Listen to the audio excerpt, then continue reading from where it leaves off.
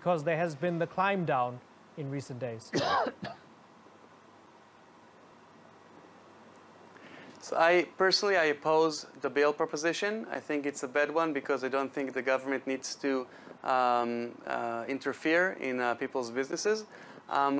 Saying that, I think it's a joke that Palestinians are talking about Christians' right. In Israel, the Christian community has grown tremendously, while in Bethlehem it's almost disappeared. So I'm not sure it will boomerang, but I do hope that Israel will do better steps in reaching out for peace with our Christian friends all over the world. And again, as I said, I'm against the bill. I think it's not a good bill. I'm not against confiscating land if it's for a very important purpose, but not for giving it to individuals.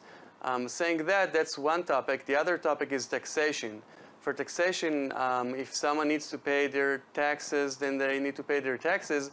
The permits that we're giving for different buildings not to pay taxes are if they're buildings for houses of prayer. And if it's not houses of prayer, then they should pay their taxes.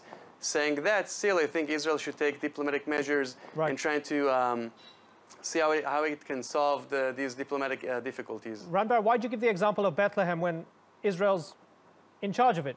You're the military occupier. So isn't any harm to the Christians there a reflection on whoever's running the place, which is Israel? Strongly disagree. I, as an Israeli Jew, am not allowed to go to Bethlehem because I would be lynched. Right now, Bethlehem is under the Palestinian Authority. If you propose that Israel will annex and implement the Israeli law over Bethlehem, I think it'll be a great solution. I think the Christian community will grow there, and I think Jews will be able to visit a city that is also holy for us. But right now, all of territory A and B is under the Palestinian Authority. Same for Gaza. The Christian community in Gaza has almost disappeared, whereas the Christian community within Israel proper is growing. I don't really think anyone can argue that the minorities within Israel proper have any difficulties with rights.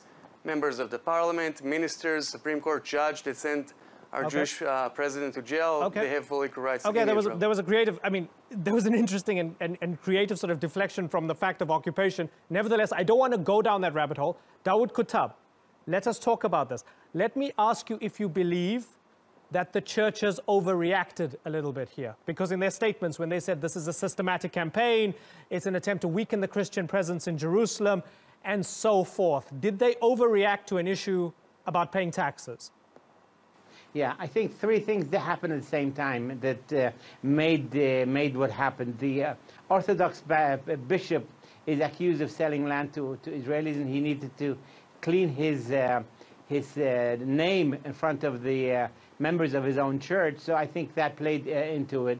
I think also the fact that the population in Jerusalem, whether Christians or Palestinians, are very upset with Donald Trump, and the anger is growing, and the Israelis are putting their hands and they are freezing the bank accounts of the churches. They had no choice but to take this drastic step. You are right, it was a big risk. They took a big risk, and they seem to have partially succeeded in lifting the suspension on their bank accounts. Bar-Yoshafat, do you agree that that was a mistake? Because even MK Rachel Azaria said that the mayor of Jerusalem messed up by freezing the bank accounts of the church.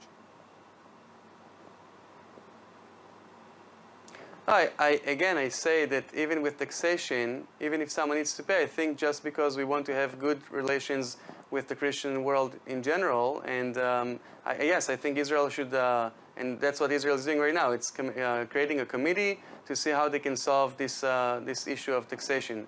If property is not being used for a house of prayer, but it's just owned by a Christian person, I don't think it needs to be any different if it's owned by a Jew or an atheist. It doesn't matter at all. The question is a very simple legal question.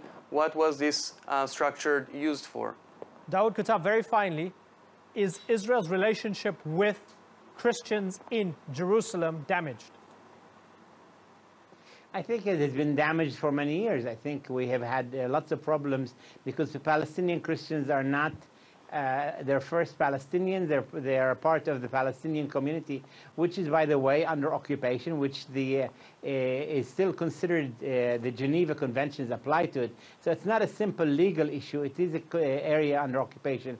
And their position like the Muslims last summer, their position has to be taken care of, and you can't just make unilateral moves against people under occupation and expect them to accept your decisions. Okay, let's see what happens with the committee that Jerusalem Mayor Nir Barkat and Prime Minister Netanyahu will form. Let's follow this closely. Gentlemen, it's been good to talk to you. I've got to move on. Ran Bar-Yoshafat and Dawood Kuttab, thank you very much for joining us on the Newsmakers. Thank you.